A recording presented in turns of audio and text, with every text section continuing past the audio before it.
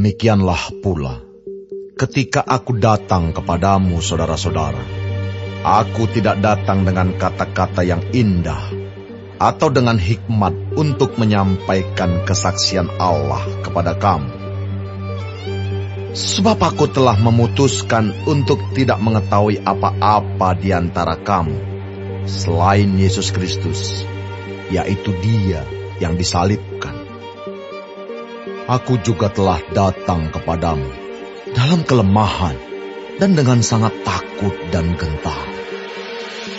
Baik perkataanku maupun pemberitaanku tidak kusampaikan dengan kata-kata hikmat yang meyakinkan, tetapi dengan keyakinan akan kekuatan roh, supaya iman kamu jangan bergantung pada hikmat manusia, tetapi pada kekuatan Allah.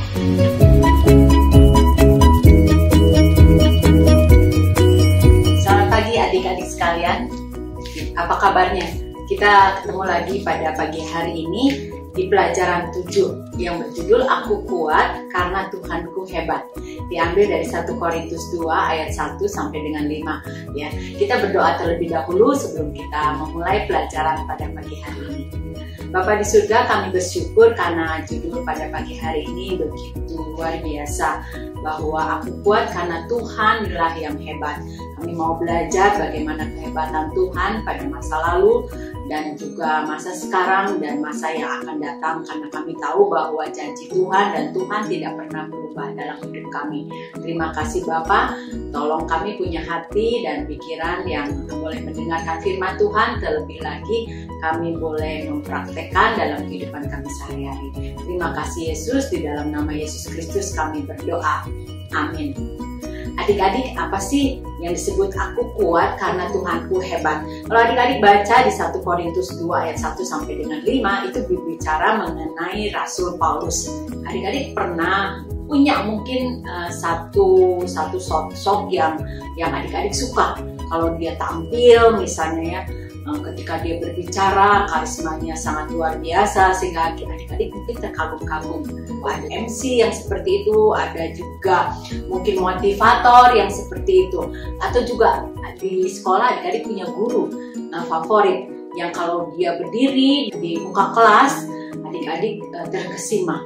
Kita belajar sekarang dari 1 Korintus 2 ayat 1 sampai dengan 5 untuk memenuhi apa yang dikatakan Tuhan Yesus dalam Matius 28 ayat 19-20. Kita melihat di sini Rasul Paulus menjalankan perintah itu. Bagaimana dalam kehidupannya Rasul Paulus itu dari satu kota ke kota lain, dia membuka gereja, mendirikan seperti care group, kemudian kelompok kecil, dan dia memberitakan Injil ya.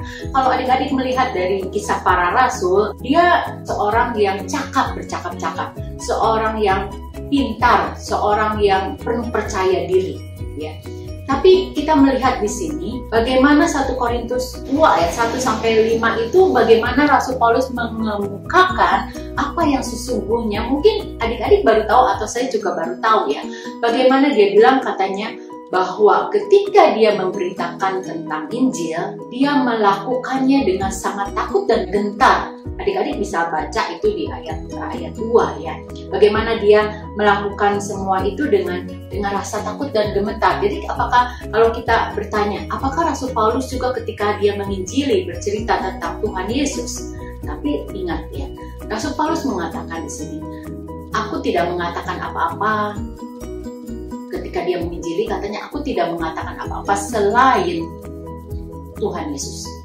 Jadi yang diberitakan oleh Rasul Paulus di dalam pemberitaan Injilnya itu cuma tentang Tuhan Yesus, bagaimana Tuhan Yesus disalibkan itu, dan kemudian dia bagaimana dia mati di kayu salib dosa kita, dan kemudian dia bangkit pada hari ketiga. Itu yang diberitakan oleh Rasul Paulus. Jadi tidak ada lagi dibumbui oleh retorika, oleh kata-kata yang indah, enggak ya, tetapi itu isi daripada pemberitaan Rasul Paulus.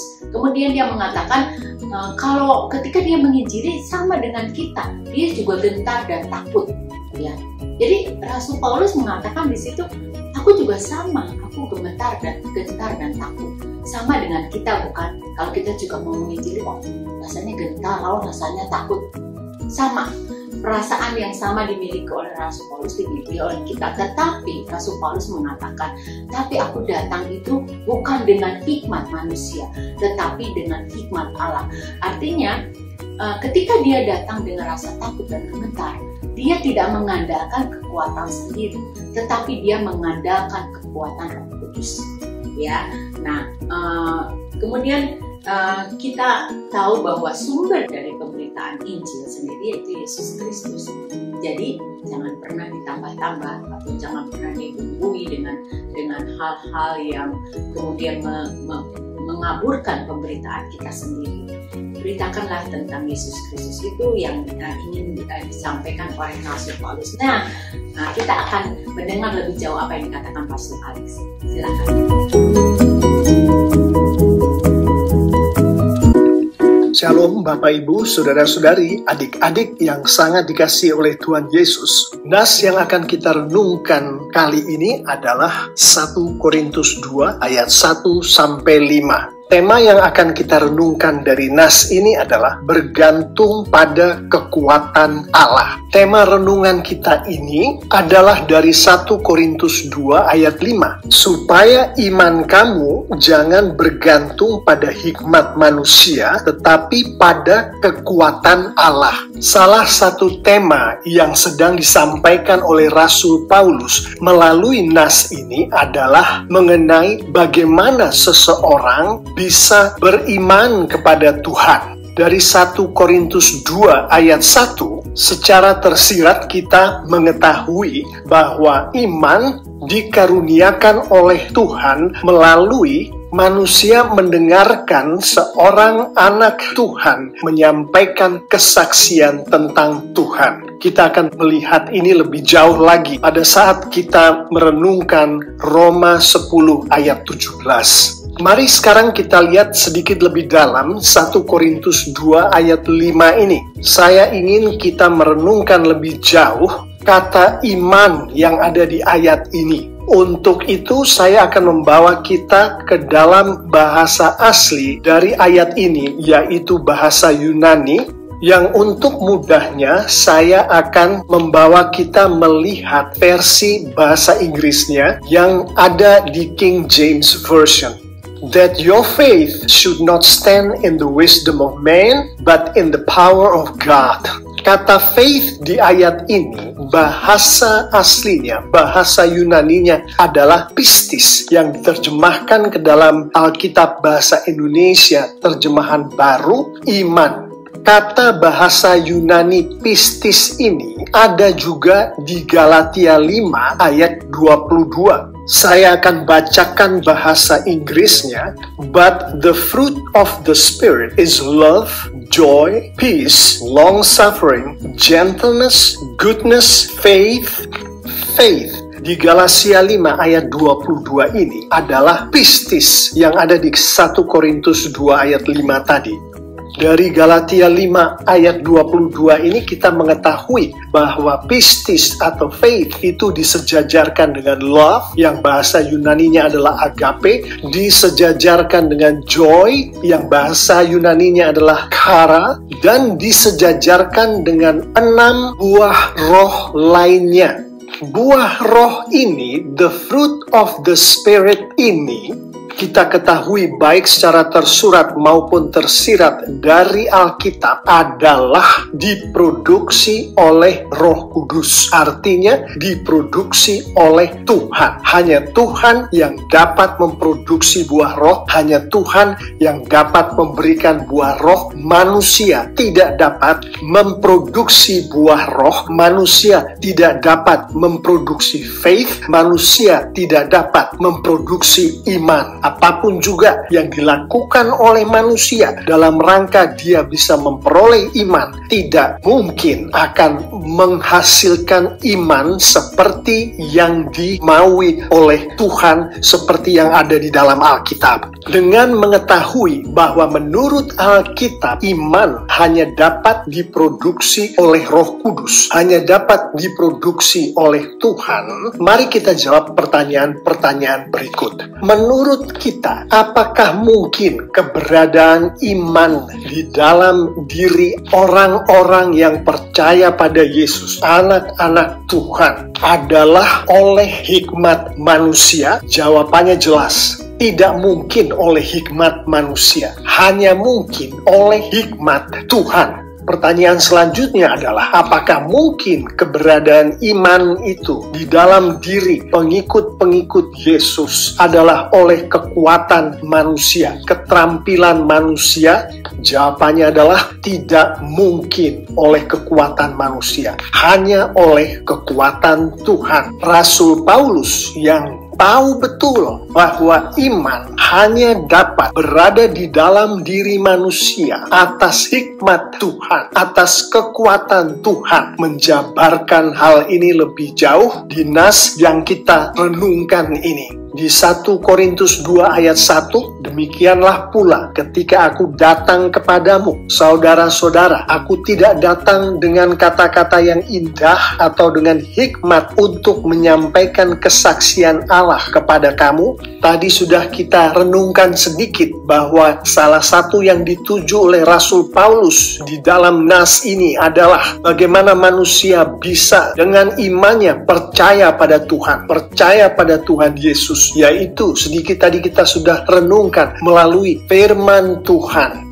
Frasa menyampaikan kesaksian Allah di ayat 1 ini adalah menyampaikan Injil, menyampaikan firman Tuhan. Yang mana Injil, firman Tuhan ini adalah landasan dari iman. Orang bisa beriman karena firman Tuhan, karena Injil. Roma 10 ayat 17 menjelaskan hal ini dengan sejelas-jelasnya. Jadi iman timbul dari pendengaran, dan pendengaran oleh firman Kristus. Ini versi bahasa Indonesia terjemahan baru. Versi bahasa Indonesia sehari-hari lebih jelas lagi. Itu sebabnya orang-orang menjadi percaya karena mereka mendengar berita, dan berita didengar karena ada orang yang memberitakan tentang Kristus. Percaya di sini adalah beriman, berita di sini adalah Injil atau firman Tuhan. Di ayat 1 ini secara tersirat Rasul Paulus menyampaikan bahwa yang membuat orang percaya bukan kata-kata yang indah yang keluar dari mulut seseorang, tapi kata-kata Tuhan yang diucapkan dari mulut seseorang dengan kekuatan Roh Kudus. Kata-kata Tuhan ini adalah firman Tuhan. Paulus juga menyampaikan yang membuat orang percaya bukan hikmat yang dimiliki oleh Paulus ataupun manusia manapun juga, tetapi hikmat Tuhan. Hikmat Tuhan ini ada di dalam firman Tuhan. Dengan kata lain, Rasul Paulus di sini mengatakan bahwa iman diproduksi dengan firman Tuhan. Yang memproduksi adalah Tuhan. Tuhan mempergunakan firman Tuhan untuk memproduksi iman. Di ayat 2, sebab aku telah memutuskan untuk tidak mengetahui apa-apa di antara kamu selain Yesus Kristus, yaitu Dia yang disalibkan. Rasul Paulus menjelaskan lebih jauh kesaksian Allah macam apa yang dia maksudkan di ayat 1 tadi. Yang dia maksudkan mengenai kesaksian Allah, mengenai Injil, mengenai firman Tuhan itu adalah tentang Yesus Kristus. Spesifiknya adalah tentang Yesus Kristus yang disalibkan itu. Yang dari konteks Alkitab kita mengetahui Tuhan Yesus disalibkan, mati, dan dikuburkan, kemudian bangkit dari antara orang mati. Landasan iman yang dibicarakan Rasul Paulus ini yaitu mengenai Injil, mengenai firman Tuhan, mengenai kesaksian akan Allah adalah Yesus Kristus yang disalibkan itu. Di ayat 3, aku juga telah datang kepadamu dalam kelemahan dan dengan sangat takut dan gentar. Rasul Paulus menunjukkan manners, atau perilaku di dalam Rasul Paulus menyampaikan Injil atau firman Tuhan ini, yaitu dengan menyatakan kepada orang bahwa dirinya lemah di dalam menyampaikan Injil ini. Dari konteks Alkitab kita mengetahui bahwa dengan berperilaku seperti ini, Rasul Paulus menunjukkan kepada orang-orang bahwa Yesus Kristuslah yang dahsyat. Yesus Kristuslah yang penuh dengan kekuasaan. Jadi, berfokuslah pada Yesus Kristus, bukan padaku, bukan pada Paulus. Dengan Rasul Paulus menunjukkan perilaku yang takut. Penafsiran dari kata takut ini adalah takut kalau pada saat dia menyampaikan firman Tuhan ini, yang mana dia tahu betul bahwa firman Tuhan inilah satu-satunya yang dapat menyelamatkan jiwa. Dia takut kalau firman Tuhan ini disampaikan, orang yang dia ajak bicara menolak firman Tuhan ini. Atau di dalam dia menyampaikannya, dia tidak menyampaikannya dengan sempurna sehingga orang menolak firman Tuhan ini. Yang mana dengan menunjukkan perilaku takut ini, Paulus sedang menyampaikan kepada semua orang bahwa Yesus Kristuslah yang memberikan semangat. Yesus Kristuslah yang menyempurnakan apa yang Rasul Paulus sampaikan. Dengan Rasul Paulus berperilaku gentar. Salah satu tafsiran dari kata gentar ini adalah gentar akan persekusi yang begitu dahsyat yang dihadapi oleh Rasul Paulus di waktu-waktu sebelumnya. Dengan perilaku gentar ini, Rasul Paulus menunjukkan kepada seluruh dunia, Yesus Kristuslah yang memberikan Rasul Paulus keberanian. Itulah yang ditunjukkan oleh Rasul Paulus di ayat 3 ini, bahwa semangat yang dia miliki, kesempurnaan yang dia miliki, keberanian yang dia miliki, datangnya bukan dari dia, bukan dari Rasul Paulus, datangnya dari Yesus Kristus. Di ayat 4, baik perkataanku maupun pemberitaanku tidak kusampaikan dengan kata-kata hikmat yang meyakinkan, tetapi dengan keyakinan akan kekuatan roh. Rasul Paulus menunjukkan sikapnya, sikap Rasul Paulus di dalam dia menyampaikan kesaksian Allah itu, menyampaikan Injil itu. Yaitu Rasul Paulus bukan yakin atas kehebatan kata-katanya, yaitu Rasul Paulus bukan yakin atas keluar biasaan hikmatnya, tetapi Rasul Paulus yakin akan kekuatan dan hikmat Tuhan yang datangnya dari Tuhan melalui Roh Kudus yang ada di dalam diri Rasul Paulus. Intinya adalah di dalam Rasul Paulus menghidupi panggilan Tuhan di dalam kehidupannya, yaitu menjadi hamba Tuhan, yang mana sebagai hamba Tuhan Rasul Paulus dikehendaki oleh Tuhan untuk menyampaikan kesaksian akan Tuhan, kesaksian akan Allah, kesaksian akan Tuhan Yesus. Rasul Paulus sepenuhnya bergantung pada hikmat Tuhan dan pada kekuatan Tuhan yang datangnya dari Roh Kudus Tuhan yang ada di dalam dirinya, diri Paulus. Dan dengan begitu Tuhan memberkati orang dengan keselamatan. Dan dengan begitu Tuhan memberkati orang dengan kehidupan yang kekal. Dan dengan begitu Tuhan membawa orang-orang ke dalam keluarga Tuhan. Dan dengan begitu Tuhan memberkati orang-orang yang dilawat oleh Roh Kudus Tuhan. Saya akan menutup renungan kita kali ini dengan beberapa penerapan. Dari Matius 28 ayat 19 sampai 20 yang adalah amanat agung Tuhan Yesus, dan dari konteks Alkitab secara keseluruhan, kita anak-anak Tuhan tahu betul bahwa Tuhan kita, Tuhan Yesus Kristus, menghendaki kita semua anak-anaknya untuk bersaksi baginya, bersaksi akan Tuhan Yesus Kristus, akan penyalipannya, kematiannya, kebangkitannya. Sebaliknya, dari konteks Alkitab kita juga mengetahui bahwa Tuhan Yesus memberikan Roh Kudus-Nya kepada kita sebagai anak-anaknya yang mengasihi Dia, yang percaya pada Dia, yang sudah lahir baru. Dan Roh Kudus itu dengan kekuatannya, yaitu kekuatan ilahi, kekuatan Tuhan yang ada di dalam kita, menghendaki kita untuk bersaksi akan Tuhan Yesus, untuk menyampaikan Injil. Inilah yang disampaikan oleh Rasul Paulus kepada jemaat Tuhan di Korintus. Inilah pula yang disampaikan oleh firman Tuhan di dalam renungan kita kali ini,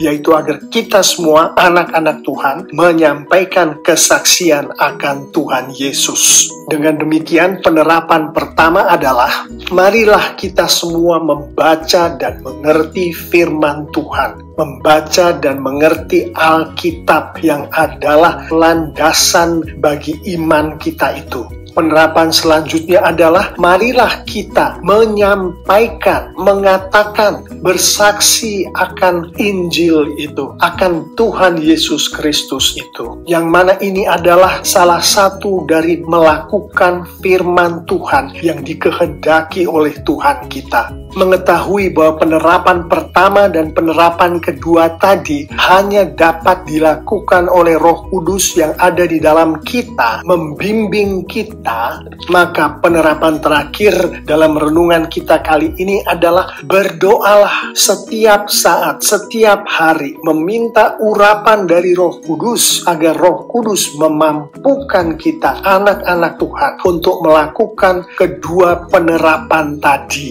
Saya mengimani, Bapak, Ibu, Saudara-saudari, adik-adik yang sangat dikasihi oleh Tuhan Yesus, kalau kita melakukan firman Tuhan ini di dalam kehidupan kita, maka Tuhan kita akan dipermuliakan dengan luar biasa. Dan Alkitab menunjukkan secara tersurat dan tersirat, anak-anak Tuhan yang memuliakan Tuhan akan diberkati oleh Tuhan dengan luar biasa pula. Amin. Nah, adik-adik sekalian, jelas bukan? Jadi kesimpulannya adalah bahwa Rasul Paulus menasihatkan agar setiap murid Kristus itu di dalam memberitakan tentang kebenaran firman Tuhan itu berfokus kepada apa yang disampaikannya, yaitu tentang Tuhan Yesus Kristus. Lalu sebagai murid-murid Tuhan, sebagai saksi Tuhan, kita memberitakan jangan dengan kekuatan sendiri, tapi mari kita menggandalkan kekuatan Roh Kudus.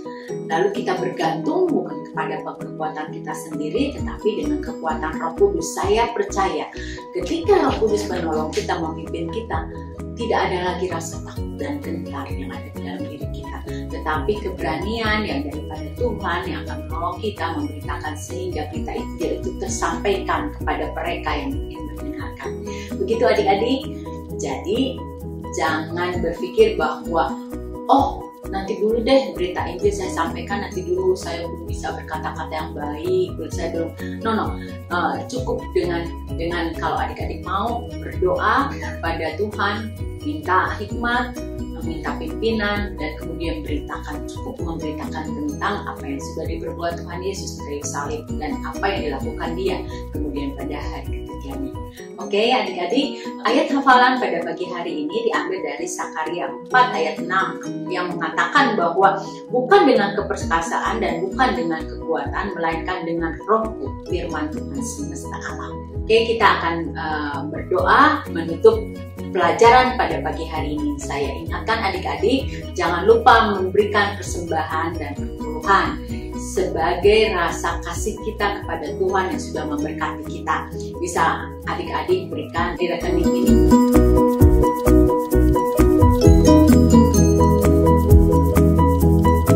Oke adik-adik, terima kasih untuk perhatian adik-adik, dan saya terus berdoa adik-adik senantiasa dijauhkan dari sakit penyakit, terutama Omikron ya. Artinya adik-adik harus tetap menjaga kesehatan dengan tidak berkerumun, mencuci tangan, dengan selalu memakai masker. Ya, dimanapun adik-adik berada, pakai selalu masker itu.